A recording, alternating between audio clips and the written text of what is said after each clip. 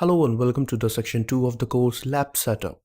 Now in this section you are going to take a look at various points. You are going to learn about the installation of virtual machine and how you can install operating systems inside virtual machine that we are going to cover here in this section. Virtual machine.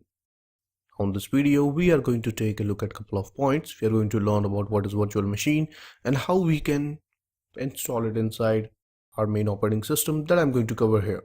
So what you can do here, you can open the browser of your main operating system. As I'm using Windows 10 machine, so I'm starting browser of Windows 10. Let's download and install virtual machine. So guys, I'm here at my main operating system, which is Windows 10, and I've started my browser. So what we can do here, we can download a virtual machine. So I generally use Vmware Workstation. You can also try VirtualBox if you want. So let's download Vmware Workstation inside our system. So on Google you can type download Vmware Workstation and hit enter. So this is the official website vmware.com, so you can click and open it.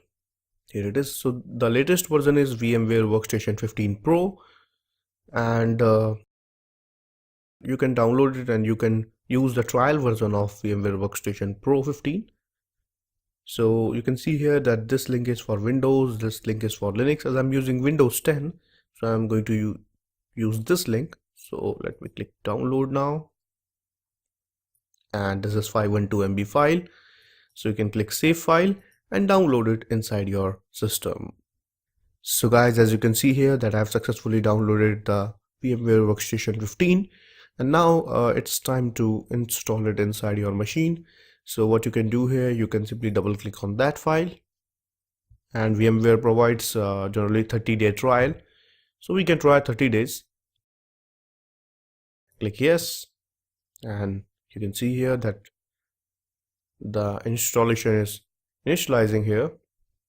It is preparing for the installation phase. Now you can see here it is preparing to install, and this is the VMware Workstation Pro setup wizard.